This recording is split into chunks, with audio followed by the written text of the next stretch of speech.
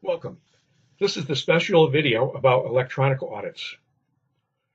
A recommendation is you go through all the other videos first about the manual audits and the common questions in both the electronic and the manual audits.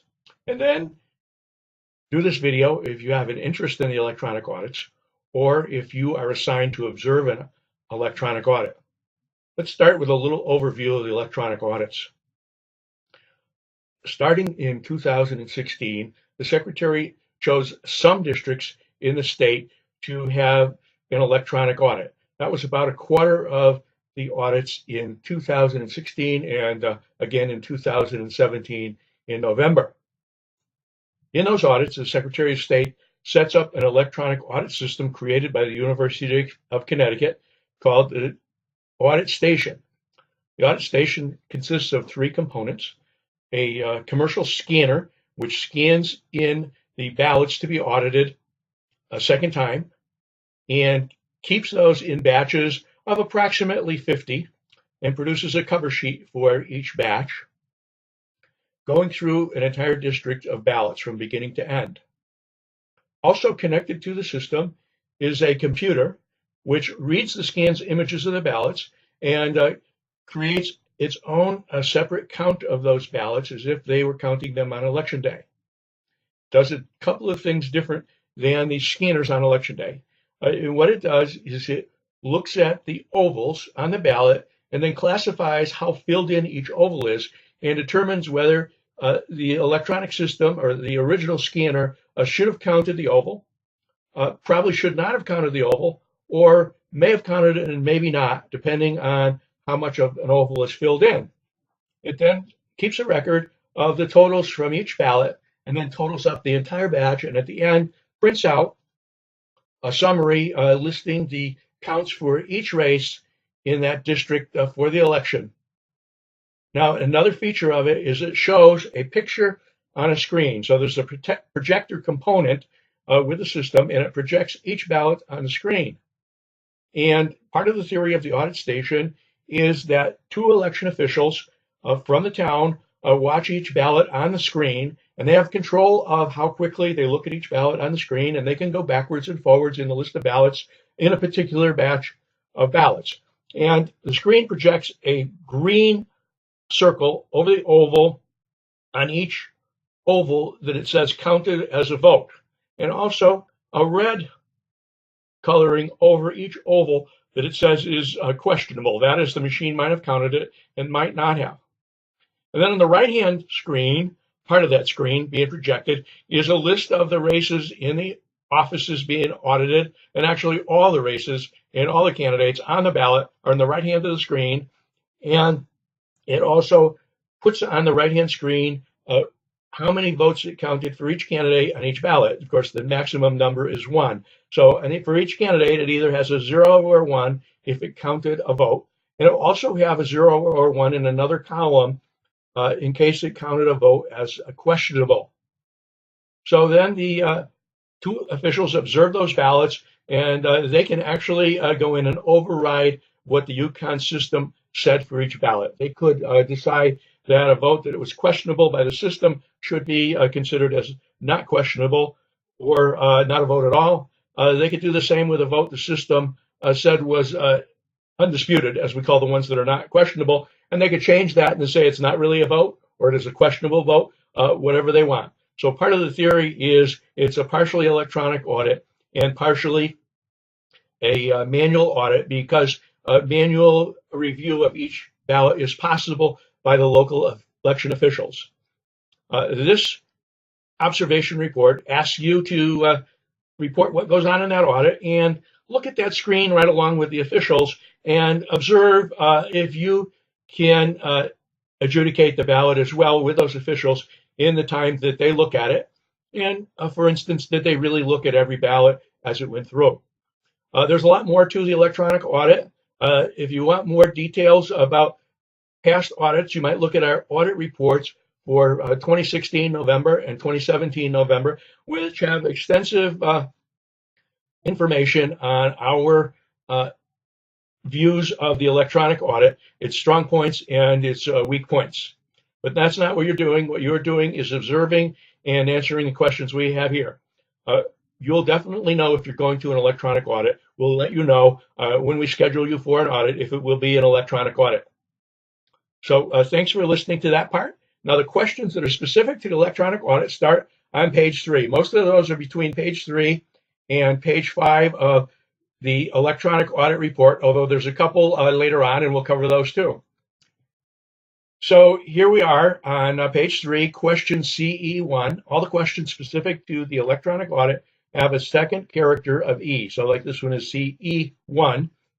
And instructions for this question is pretty much similar to the instructions for the manual audit, but the questions themselves are quite different. Answer the following questions based on what could have been observed, even if you were not actually able to observe everything yourself. So we're not asking you to watch the screen for 2 hours straight. We're asking you to watch it from time to time, watch the officials from time to time.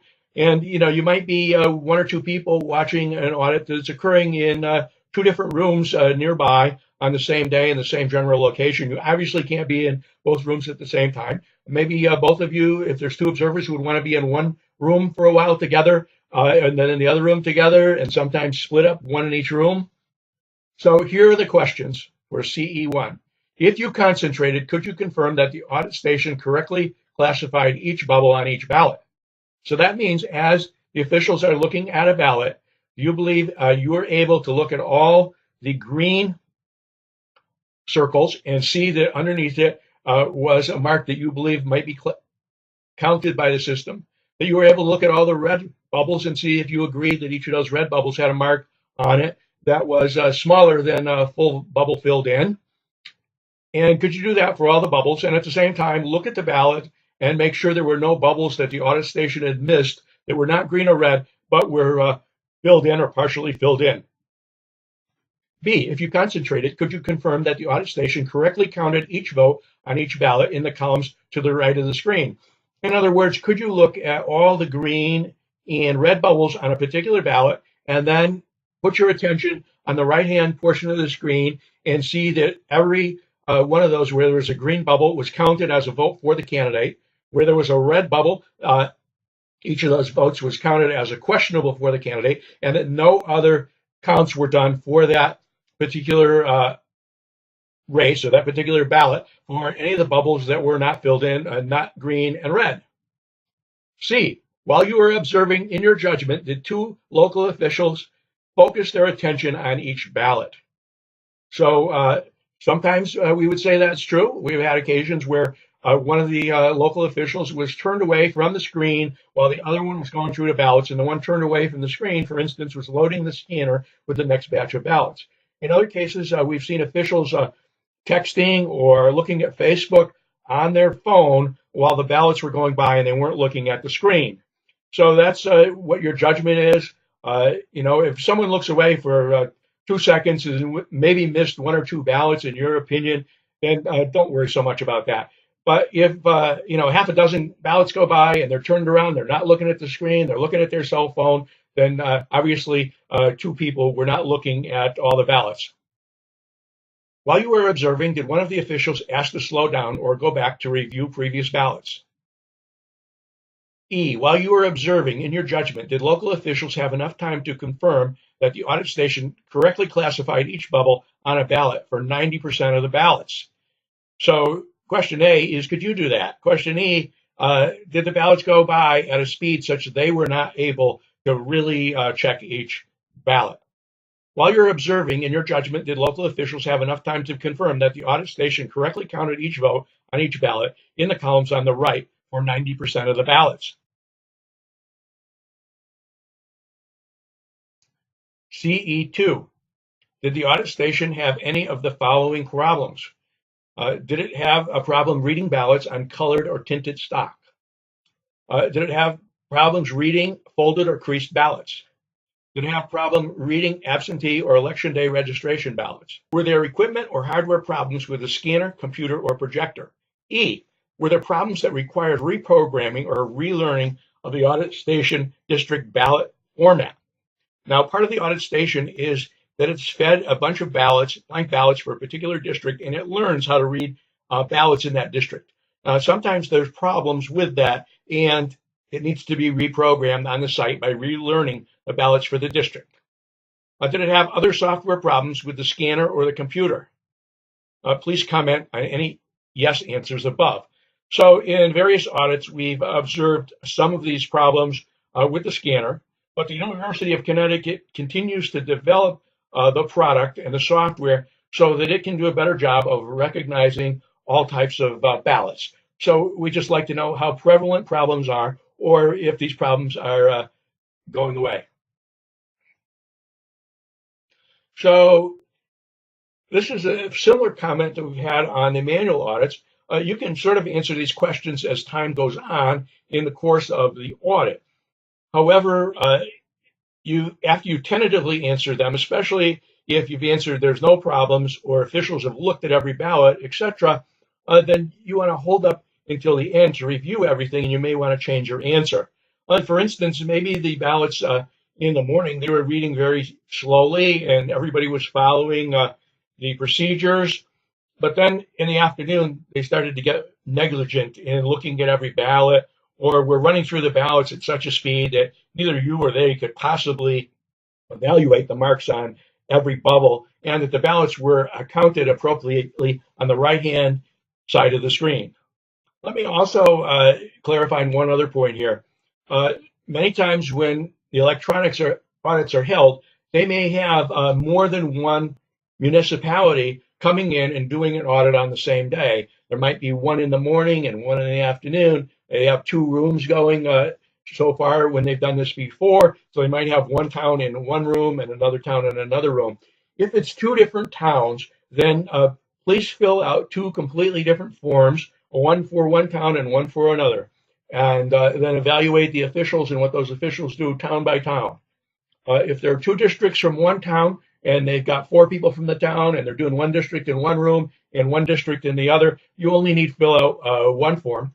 And in the case, just like the manual audit, if one team does a very good job and the other team does not do a good job or does not do some of the things that we're asking for here, then it's the team that fails to do it that governs the answers to the question. So if one team faithfully watches every ballot go by, but in the other room, another team from the same municipality neglects to look at every ballot, one person's texting on their phone, etc., then the answer is no, they did not look at every ballot. CE3, officials and observers present and others present. Slightly different questions than we had in the manual audit. So the number of local election officials, that might only be 2 or 3. B, number of the Secretary of State staff, number of UConn staff, number of public, including all observers, number of media, and number of others present, for example, candidates. And in the case of all of these situations, you can usually find out who the people are. You can, if you know someone on the UConn or on the Secretary of State staff, or have a conversation with them, you could ask them, I don't know the people in the room. Could you tell me like who is from UConn and who is from the Secretary of State staff, and maybe who some of these other people are? So a good example is the state has a total of 8 election monitors. These are citizens who are paid a small stipend, about $10,000 a year, to help monitor and assist election officials throughout 8 regions of Connecticut. We can be very proud that at least initially half of those election monitors had started as citizen audit volunteer observers. Oftentimes they come to the electronic audits to watch and perhaps assist the officials from their area of the state in performing the electronic audits. You'll also find some people from UConn staff. They are usually helping to solve any problems with the system, helping with training the officials and orienting them to what's going on, probably feeding in the first batch or 2 of ballots, etc. And Secretary of State staff usually has 2 or 3 people there. They may be there all day. They may be in and out. So we'd just like to know, in general, who is there. You can give names if you want, or if you know any names of the people there, you don't have to name all the people. Okay, question F1 is a question that's similar to the same question, and F2, they're similar questions and actually exactly the same as the questions that are asked in a manual audit. Okay, FE4, overall concerns. So some of these are the same kind of concerns that we have in the manual audit, and some of them are a little different in the electronic audit. Do you have any concerns with the way the room was laid out? Do you have any concerns that the audit was not well organized? Do you have any concerns with the counting and totaling process? Do you have any concerns that the audit station counts were inaccurate? Do you have any concerns that the official reported information is inaccurate? Once again, that's the audit station. If you think the counts produced by the audit station were inaccurate. And E is, was the officially reported information the same information that the audit station reported, or perhaps they counted some extra ballots by hand and then added them in? That's fine. Do you have any concerns with the transparency and observability of the process? Do you have any concerns with the chain of custody or ballot security?